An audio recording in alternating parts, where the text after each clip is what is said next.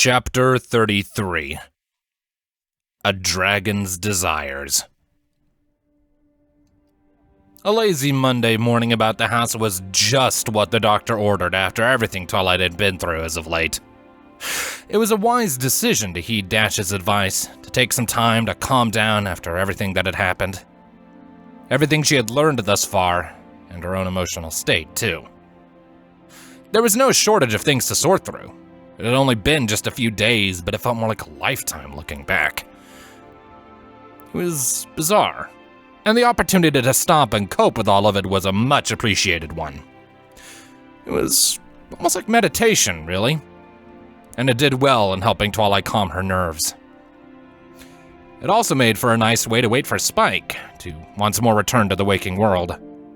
The young dragon strolled out into the living room with a weary stride, lazily pulling himself up onto the tacky couch next to Twilight and almost falling over onto it in the process. Whereas earlier he had been the victim of not having enough sleep, now he had looked to be suffering from the opposite. Groggy was one word that could be used to describe him, with half-lidded eyes, unfocused, and fighting to keep themselves open. Hey, bud. Sleep well? Twilight noticed him almost as soon as he plopped down next to her, giving a gentle nudge to help draw his attention. The answer he gave was something between a groan, a growl, and a gurgle. That well, huh? Spike nodded slowly, gently allowing himself to fall over and lean on Twilight for support. He yawned loudly, doing everything he could to fight through his unexpected bout of grogginess. Twilight couldn't help but giggle a bit at his expense, and gave him a reassuring pat on the head. The little guy had to be doing all of this on purpose. How else could he be so adorable? It was something he was undisputably a master of, intentional or not. And even if he didn't know it, he was doing a good job at alleviating Twilight's stress.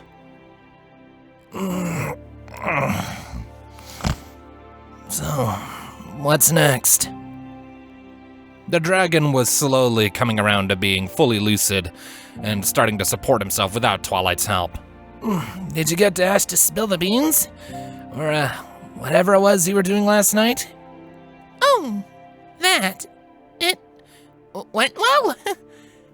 A brief moment of hesitation came before the cheering-sounding answer, Twilight not wanting to cause any more distress in her young companion's life. Not as well as I had hoped, but I can't really complain. That's good. So what are we gonna do next? I haven't figured that part out yet. But you don't need to worry about that. You've got enough to deal with already. Her posture was adjusted to better face Spike as she continued. Speaking of, is there anything you want to talk about? Like what? I don't know. Whatever's on your mind. Twilight gave a half shrug, in an attempt to indicate that she didn't really know either. Like, are you still upset at me about anything that's happened? Spike looked back to Twilight with a look similar to the one she was giving him. Laced with uncertainty and hesitation, it was clear he was just as lost as she was. Maybe? I haven't really been thinking about it. I kinda don't want to. That didn't sound good, and Twilight was quick to try and address the issue. Well, maybe if you talk about it, you could... But she was swiftly interrupted by a cheery-sounding knock on the front door, which instantly flipped her mood from confused to annoyance. Of course. Why not? Spike, you know what to do. Yeah, he answered begrudgingly, hopping off the couch and scrambling to hide under it. Once he was out of sight, Twilight gave a solemn nod of approval before checking to see if she still had her cloak on. Another nod came just as the knocking on the door resumed, prompting her to finally stride over and see who this uninvited guest was. Hiya, Twilight! Pinky's happy voice chimed loudly as the door opened, the pink earth pony becoming momentarily airborne in her own excitement. was the train station incident yesterday. Oh, right. That. Twilight had completely forgotten about most of that interaction, having had more important things to worry about than a giant balloon filled with vinegar. I've been fine, I guess. And you? I've been better. Pinky's happy-go-lucky demeanor was suddenly replaced by one of dull indifference. Had to help Rarity and AJ round up their sisters after what happened. Plus Scootaloo. That took a few hours. Those kids can run really fast. Oh, I'm sorry to hear that. Twilight's response was slow and unsure, not really knowing where this conversation was going or what exactly to say next. In all honesty, she was looking for a way to try and get rid of Pinky quickly and quietly so she could return her attention to Spike. How did that go? She didn't know why she answered like that, considering she wanted this conversation to be brief, but there wasn't any going back now. Pretty well. I know the girls got a serious talking to, but I wasn't there for that part. But that's not what I came here to talk to you about. Viciously shaking her head, Pinky returned to her normal demeanor in a flash. Anyway, Rarity and I were going out to get some breakfast, and I randomly thought of inviting you along. You don't really get out that much aside from work, so I figured it'd be good for you. Twilight cringed internally at the generous offer, but managed to keep an outward smile to save face. While the offer was kind, she wasn't really in the mood to take it up. Besides that, there was also everything else going on, and it wouldn't be the best for Spike. She hadn't really been neglecting him, but she had been putting him on the back burner as of late in favor of the messy web of conspiracy she'd somehow stumbled into. Much of her time in the past few days had been dedicated to solving those mysteries and putting a stop to whatever sinister schemes were going on behind the veil. Not so much spending time with Spike and helping him through his issues. And while the Long Dragon had stated he was okay with Twilight's investigations, or at least he was pretending to be okay with them, she wasn't sure if going out for a casual breakfast with ponies she hardly knew was going to fly well in the face of that. Thanks for the offer, Pinky. Twilight did what she could to respond in a respectful tone, not wanting to just bluntly refuse the heartfelt offer outright.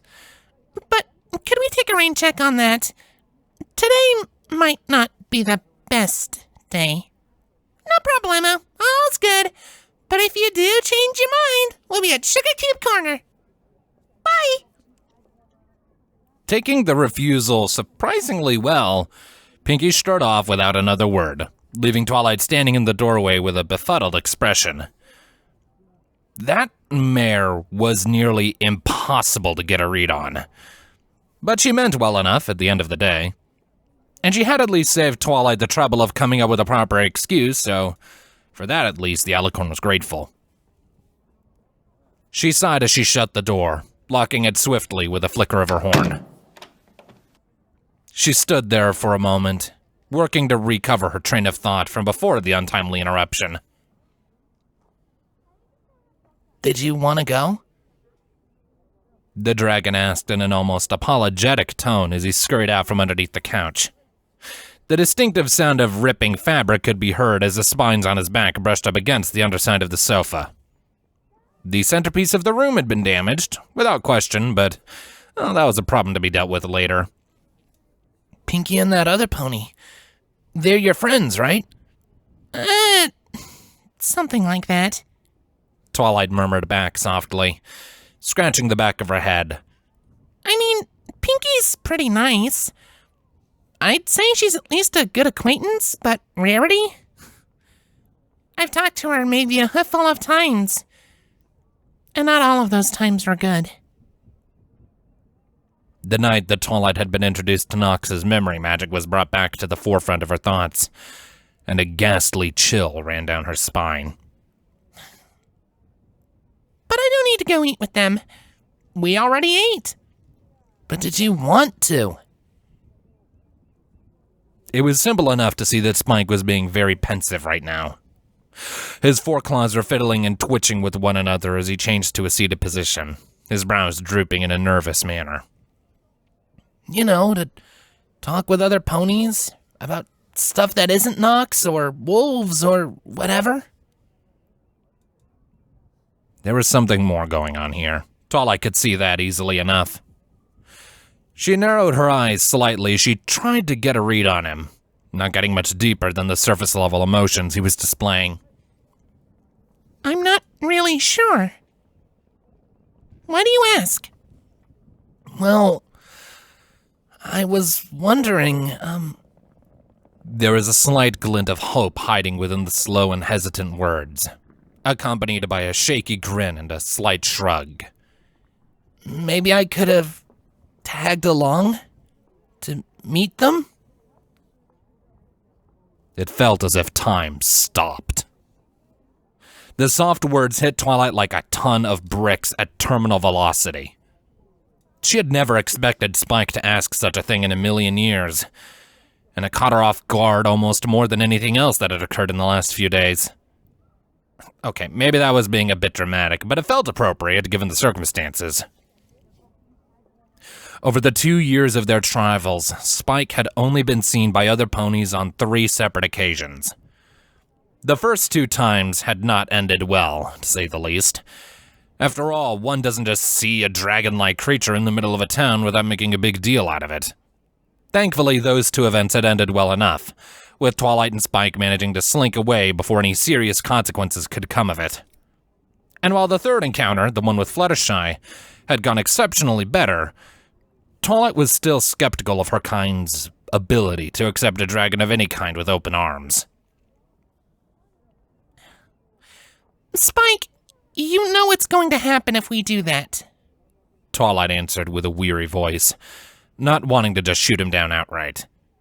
I know you remember what happened last time. Yeah, but it'll be different this time. It's not like some random stranger's gonna find me while your back is turned.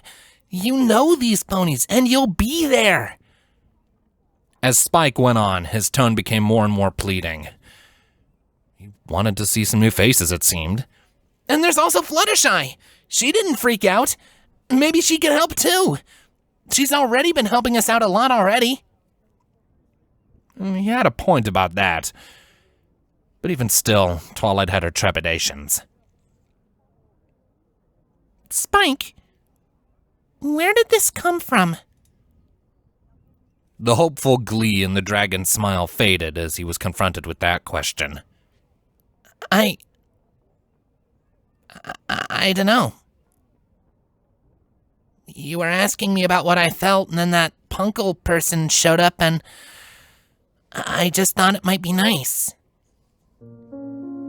Twilight bit her lower lip as she watched Spike sink into himself in shame. Even if this was just an impulse caused by an unfortunately timed coincidence, he still seemed to feel strongly about it. No, it couldn't have been an impulse. This wasn't the kind of reaction one would give over rethinking a hasty decision. There was some sort of long-repressed desire here. That much was becoming obvious. Twilight had kept Spike in almost complete isolation over the past 2 years, outside of herself and the odd creature that didn't care about him being a dragon. But even then, these encounters were almost surgically brief. Nowhere near long enough to forge any kind of connection. But before that, before their travels, Spike had had a far more varied social circle. Twilight's family, Cadence, the Queen, her personal guards, even a small number of biologists and other researchers who had helped to determine his draconic status. But once the duo began their trek for long dragons, Twilight had effectively cut every single one of them out of Spike's life. Yet in the past few weeks, Spike had finally received a meaningful contact with another pony, in the form of Fluttershy. And those interactions might have stirred some unfulfilled need for social development.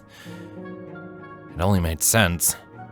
Spike had spent quite a fair bit of time with that timid Pegasus over the past few weeks, almost to the point where her home was his second home here in Ponyville. It just made sense to say that this sudden change in his way of living would stir something in him.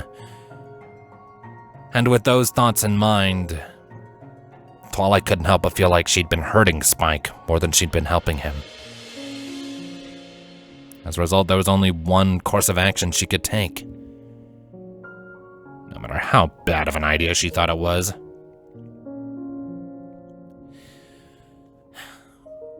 All right, I'll go figure something out. She sighed in defeat. But I want you to wait here while I go get them. Spike looked confused and even a little hurt by that suggestion. Wait, why do I have to? Spike, if this is going to happen, I want it to happen in a controlled environment with ponies who are ready for it. Twilight interrupted as she fetched the saddlebags. I don't want to parade you around the town and cause a big panic. I'll talk to them and bring them here, and we'll see where it goes from there. Does that seem fair? The Long Dragon wasn't exactly on board for that version of the plan at first, but it didn't take much to persuade him to meet Twilight halfway on this one. Pinky and Rarity were currently in a public establishment, and who knew what they were going to do after that? The best course of action was to persuade them to come back to the house after breakfast, using that time to prep them for what was to come. She assured him that it wouldn't take longer than an hour or so, telling him that he could use that time to prepare for this encounter himself. With that, Twilight was on her way, without any further complications. Aside from the ones in her mind, that is. Despite folding to Spike's requests, Twilight still wasn't sure about this at all. It seemed like a really stupid idea that was going to have extraordinary consequences. But at the same time, Spike had made it clear that this was what he wanted. What was she supposed to do? Just shoot him down without even considering that? She couldn't exactly call herself his mother if she did that. She spent the whole of the walk thinking things over and preparing herself for what was to come next, good or bad. With that time, she decided that maybe starting with just Pinkie Pie would be the better course of action. After all, Twilight knew her better. It'd be easier than trying to explain the situation to two ponies at once. Plus, assuming it went well, Pinkie could be an invaluable asset in helping introduce Spike to other individuals. As would Fluttershy, now that Twilight was taking a moment to really think about it. But that was about 6 or 7 steps ahead of where she was right now. First, she just had to get to Sugar Cube Corner. There had been a brief moment where Twilight considered going to Fluttershy to assist in this, but she decided against it. Spike clearly wanted Twilight to be the one to introduce him to other ponies. Making Fluttershy do it would hurt the sentiment, especially after how Twilight had tried to deny him this experience for so long. So for now, she needed to go find Pinkie and bring her home. Luckily, Pinkie wouldn't be hard to find. She had given her a location, at least.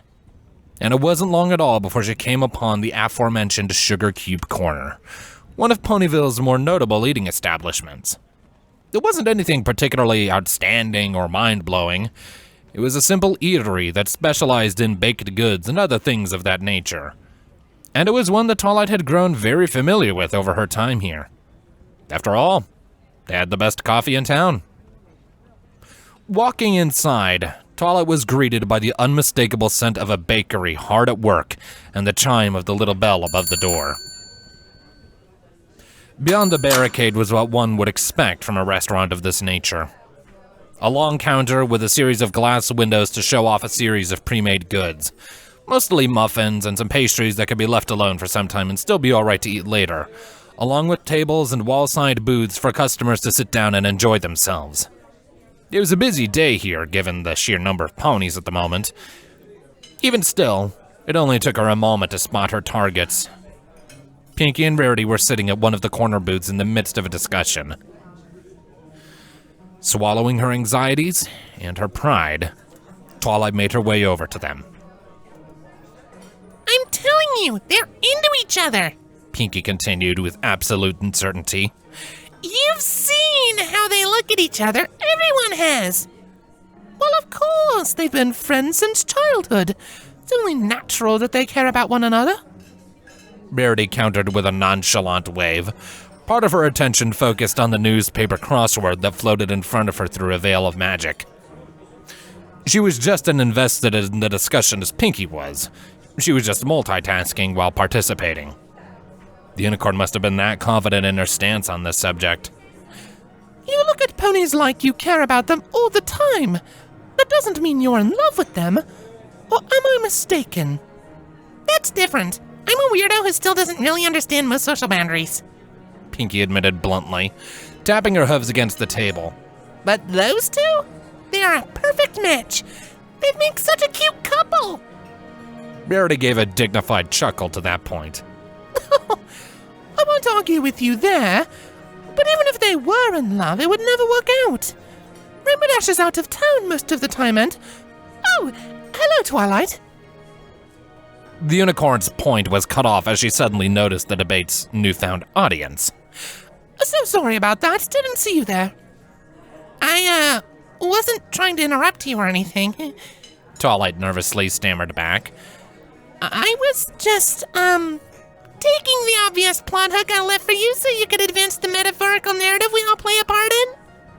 Pinky interrupted with a smug grin, raising an eyebrow at her. Well, I'm glad you did. The more the merrier, I always say. Come on and sit down. We already ordered, but it's fine. I already ate. I just came to talk.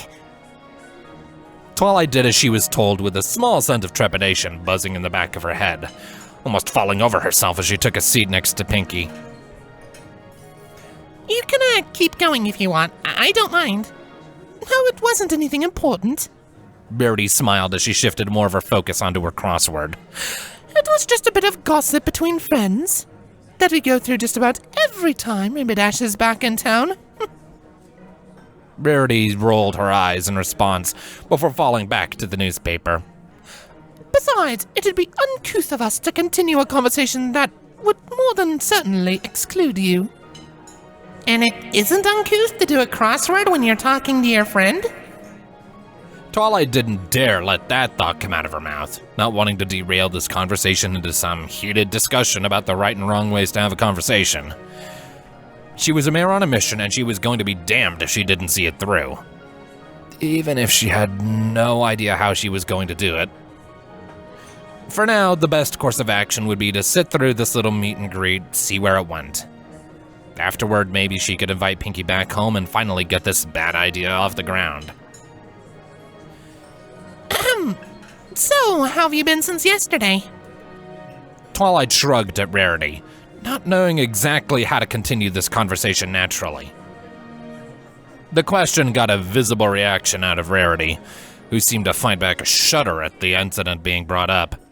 Oh, not as mad as I was in that moment, that's for sure. The unicorn shook her head slowly before a smile came back to her face. I don't know where those girls got that catapult, but it's water under the bridge now.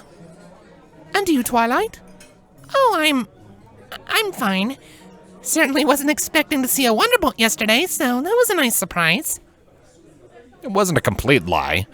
Rainbow Dash's arrival had been an unexpected one, though just not for the reasons that she was conveying to these two. Dash isn't that impressive once you get to know her. Pinky casually insulted the Scion Pegasus without any tact, before immediately backtracking. Well, that was not what I meant. She's good at what she does, don't get me wrong, but she's just a regular pony at the end of the day. You don't need to get all starstruck around her like you did. Sure. Let's go with that. Twilight mostly ignored the statement, her eyes beginning to wander about in a fruitless search for something to advance the discussion. She had only been here for a minute or two, and she was already at a loss for words. And considering that the three hadn't even gotten to order their food yet, this was going to be a very long second breakfast. And it wasn't exactly like she was just going to come out and ask Pinky if she wanted to meet a dragon. She needed to ease into it. She was certain of that. She just wasn't sure how to do it. The search was ended when Twilight's eyes fell upon the front page of the newspaper in Rarity's grasp. And just like that, the rest of the world seemed to just fade away as she skimmed the headline article. She could feel sweat beginning to form on her brow. Her eyes grew wide. and a sudden sense of bitter nostalgia rushed over her once her gaze drifted down to the photograph that accompanied the article. Twilight could have sworn she felt her heart skip a beat in response to this, and all other thoughts were driven from her head as her next words began to form of their own accord. Hey, Rarity? You done with the front page? Oh, certainly. Rarity delivered on her word and passed a sheet of paper to table without a second thought. Interested in the coronation, An answer wasn't given as Twilight hastily snapped it up, almost in a frenzy over the piece of news that had taken up the front page. It was too important of an event to be anywhere else in the newspaper.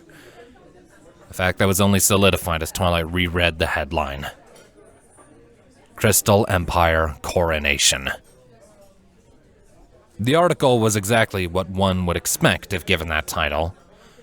An admittedly wordy summary covering the events of the past few days over in Equestria's northern neighbor, specifically going into details covering the aforementioned coronation. Empress Miyamori Poesia had finally stepped down and passed the torch to her heir, the former Princess Miyamori Cadenza. A significant event, considering that Poesia had been on the throne for nearly 300 years now. It was about the average length their rulers spent on the throne, but seeing as how that term was longer than any normal lifespan, it was no shock that it was front-page-worthy news, even in Equestria. But as for the article itself, there wasn't anything spectacular or noteworthy aside from the notification that the Crystal Empire was under new management. And in all honesty, that wasn't what had caught Twilight's attention. No, she was more interested in the photograph. 3 smiling ponies were front and center for all to see, before the immaculate Crystal Palace, all of them being individuals Twilight was well familiar with. Princess, or rather, Empress Cadenza was front and center, rightfully so, all things considered. And aside from the new regalia to mark her new status, she was exactly the same as Twilight remembered her. She hadn't aged a day in these past 2 years from what the photograph was showing. The same could be said for Queen Celestia, who was standing to the left of the newly crowned monarch with a proud but professional smile. Seeing the eldest alicorn again, even in a photo, made Twilight feel a bit uneasy. Though it was only natural that Celestia would be there, Cadence was her niece. And speaking of the centuries-old alicorn's nieces, the third individual was also a pony who shared the same royal bloodline of the first alicorn. But at first glance, this individual just looked to be some random Pegasus mare who couldn't have been any older than 16, if Twilight were to make a guess. Compared to the 2 alicorns standing beside her, this third pony stuck out in an almost hilariously contrasting fashion, hardly even coming up to Celestia's leg for crying out loud. Her natural colors were nearly identical to those of the newly crowned Empress, so much so that it would be easy to assume that she was Cadence's younger sister at a moment's glance. And there was an honest moment on Twilight's behalf where she didn't recognize the young mare. But it didn't take her long to correct the mistake.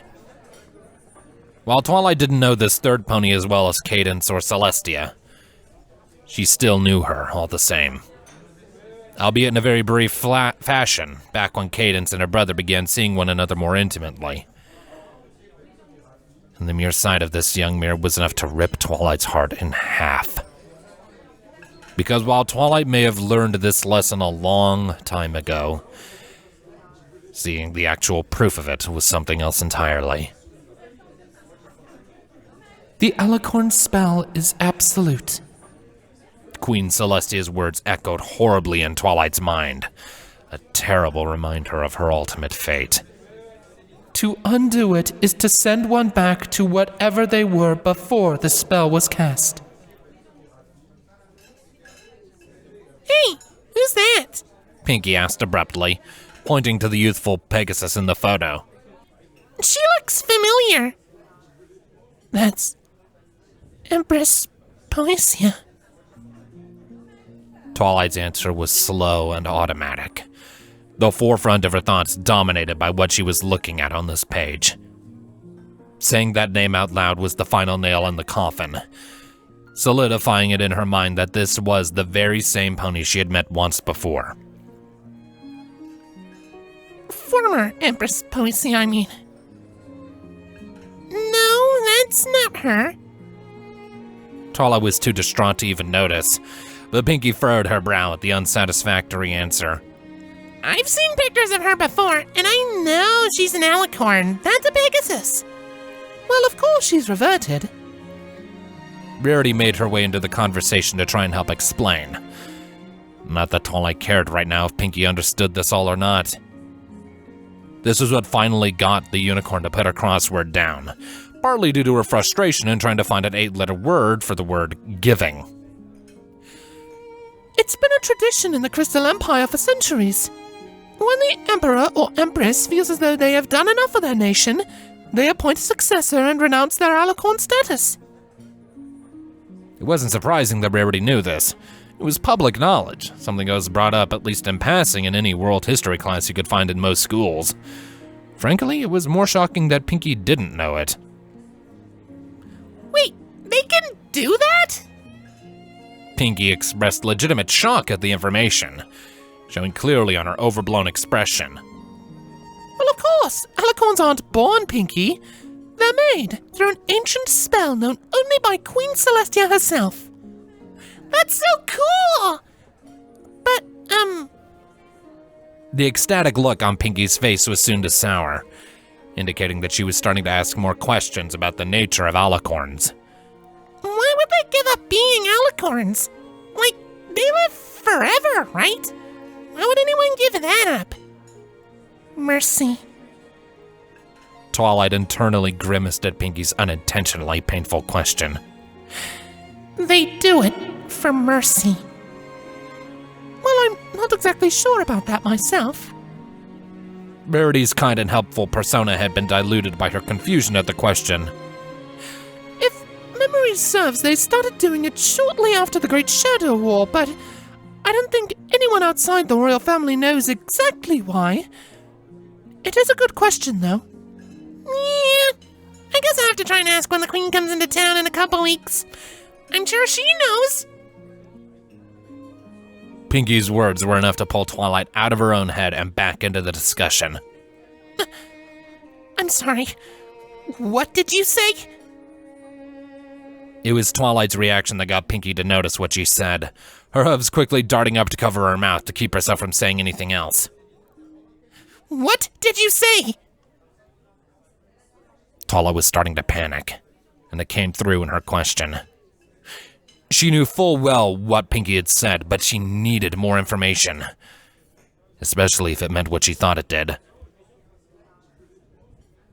Pinky held out for a few seconds before slouching over with a look of utter failure on her face. Guess the cat's out of the bag. Can you two keep a secret? Well, of course, Pinky. Rarity was quick to reply. But I'm also a bit curious as to what you mean. Well, Rainbow wasn't the only pony from Canterlot to show up yesterday.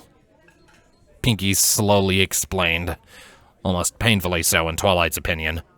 But she remained silent so she could soak in the explanation. Pinky leaned closer towards the center of the table, and her two companions did the same as she continued in a hushed whisper. So after the party ended, I had to go back to work because Maud needed me to run the front desk for a while. And while I was doing that, there was this skinny weirdo with a briefcase who came in. Pinky's words came fast and hot, only getting faster as she continued with her story. At first I was thinking he wanted to check in, because it's a hotel and that's what you do at a hotel, but no. Instead, he told me he wanted to reserve every room on the 3rd floor for a few days during the Summer Sun Festival. I kinda told him he was a lunatic because that would take a lot of bits. I didn't know the exact number off the top of my head, but I knew it would be a lot. So Mr. Skinny takes his briefcase and pops it open, and it's just filled with money. Like, more money than I've ever seen in one place in my whole life. Almost overflowing. And then he tells me that there's more where that came from, and this was just a down payment. This guy is just walking around with a buttload of bits as a down payment. So obviously I had to go tell him to wait for a minute while I went and got mine because I didn't know what to do in that situation. So why did Mr. Skinny start talking for a while, and I'm just standing there like a doofus, and while he's talking, he pulls out this badge and this letter and says he's here on behalf of Queen Celestia herself. Apparently she's coming into town for the Summer Sun Festival with the Pillars, and they needed a place to stay. Where are they coming to Ponyville? Heck if I know. But the only ones who are supposed to know are us at the inn and the higher-ups at City Hall. So, yeah. Pinky leaned back into her seat and took the time to catch her breath. That's happening. I don't think Maud bought the story, but she agreed anyway and took the down payment. Oh my word, that is incredible! Rarity stammered out with equal parts astonishment and disbelief. It was a bit of a ludicrous thing to believe without taking a few grains of salt, but she seemed about as convinced as Pinky was. I mean, that would be a massive event for Ponyville. I can't even put it in the words. Twilight was also at a loss for words, mostly because of the ceaseless internal screaming that dominated every corner of her mind. The idea of Ponyville being so close to Kennerlot had previously caused her unease and worry back when they first showed up. And the idea of going up north to pop in and visit her loved ones had been one she had previously considered, before eventually deciding it would be better if she didn't. But now that choice had been pulled out from under her, leaving Twilight to haplessly fall into a seemingly endless downward spiral of panic. She was coming here. Queen Celestia was coming to Ponyville, right to Twilight. That alone would have been enough to drive Twilight to this state of mind by itself, but as if to add insult to injury, the eldest Alicorn was also bringing the Pillars with her. Most of them didn't really mean anything to Twilight, but there was one in particular that really made this whole scenario far worse than it should have been. After all, Twilight's own mother was one of the ponies who was counted among Equestria's most important political figures. She would be right alongside the Queen in this endeavor, along with any number of royal guards who might very well be able to point Twilight out in a crowd if given the chance. While her cloak made hiding her true nature as an Alicorn a lot easier, it also made her stick out in groups, especially for trained professionals keeping an eye out for anything suspicious. It was all but guaranteed that she would be noticed and confronted by those two individuals, and Twilight wasn't certain if she was ready for that. She didn't even know if she wanted that. Sorry for the wait, it's been a busy morning. One of the unicorn ponies working at the restaurant began as she sauntered up to the table. She had 2 plates of food floating alongside her, each of which was swiftly presented to Pinky and Rarity respectively. It only took her a moment to notice that there were only 2 plates of food and 3 ponies at the table, a shocked look of embarrassment overtaking her demeanor. Oh, I didn't notice you added a third to your party, Pinky. Oh, no worries. Twilight only just got here a few minutes ago. Pinky answered with 100% sincerity, taking it upon herself to answer for the stunned Alicorn. 5 minutes. That's how long this entire exchange had been. A measly 5 minutes that felt like it had dragged on for eternity from Twilight's perspective. And I think she said she was just here to hang out, if that's okay. Well, I suppose that's fine. The waitress continued, seemingly unsure about how she should react to someone taking up a seat without ordering any food. But I should at least get her some water or maybe coffee. I'm good. Twilight lifelessly mumbled back, slowly drawing herself up to her hooves as if she were a puppet on strings. I was just on my way out, actually. Twilight? Are you feeling all right? Rarity was the first one to notice Twilight's sudden shift in attitude, visibly growing concerned. You don't look very well. I'm fine. I just need to go home and lie down. Does anyone else feel hot? She tugged at the collar of her heavy cloak in an attempt to ventilate some of the built-up heat held within. She couldn't quite recall when she had started feeling this overheated, but she was practically starting to melt under her disguise. Well, I'd be hot too if I wore that big blanket everywhere I went. The waitress commented in an almost sarcastic manner. Seriously, it's June. Take that thing off. I hate to admit it, but she has a point, Twilight. Rarity was hesitant in agreeing with the waitress, but her hesitation wasn't enough to hold her back for long. I can understand self-expression more than anyone, but if you don't mind me saying, I don't think I've ever seen you without that dusty old thing. The cloak's not the problem. Twilight deflected through haggard breaths as she began to stride for the exit. I just need to go home. Are you sure you're all right? Pinky called out, growing more concerned. Do you want me to walk you back? I'll be fine. Don't worry about me. Twilight chimed back, fighting the oncoming mental breakdown and sudden sensation of heat she was feeling with a cheery-sounding voice. I just need to get some rest. Nothing else stopped her before she was out of the door and out of the conversation. If there had been any other attempt at checking up on her, she wouldn't have noticed. Especially considering how just as she stepped out of the frying pan, she bumped into the fire, as there was a certain someone standing in her way. Nox Onwood hadn't been the face she wanted to see right now, and the sudden shock was far from welcome at the moment. Though in all honesty, the Saurosian wasn't looking to be in top form himself.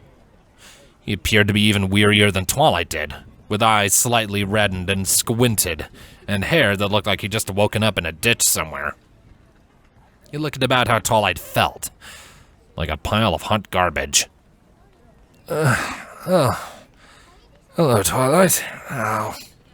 The librarian murmured with a strained smile. Wasn't expecting to see you so soon. How was your weekend? Fine, I guess. The alicorn began to sidestep around him, not wanting anything to do with this conversation or this person right now. But through her hazy thoughts, she was at least able to grasp at one moment of clarity. I don't think I'll be coming into work today. I don't feel so good. I can understand that. I'm not exactly in top form myself. Ow! When he tried to chuckle at his own statement, he winced in pain and held a hoof to his aching head. Oh, I don't think I'm going to open the library today anyway. Last night, a colleague of mine convinced me to have a few drinks, and now I'm paying dearly for it. He swung his head lightly in some attempt to try and shake out the hangover. It didn't work. Oh, I need coffee. Badly. The Saurosian's plight was far from Twilight's top priority, especially when she noticed a few town guards who were eyeing him from a distance. Even now, in her current state, Twilight was able to tell what was going to happen. She wasn't exactly going to give this stallion any warning. There were far more important things dominating her attention that needed to be dealt with, so she was quick to give Nox at least a somewhat meaningful goodbye before being on her way. He didn't need to know that it was very likely the last time he'd speak with her as a free stallion. He'd figure it out soon enough. But for now, none of that was Twilight's problem. Nothing in this town was her problem. There was only one thing she was able to bring herself to care about, and that was the visitors that would be arriving very soon. The time between now and then didn't matter. A plan of action needed to be made. Twilight couldn't afford to sit and wait on this. It needed to be addressed now. So she hurried back home under the sweltering sunlight, fighting for all she was worth to keep the oncoming panic attack in check.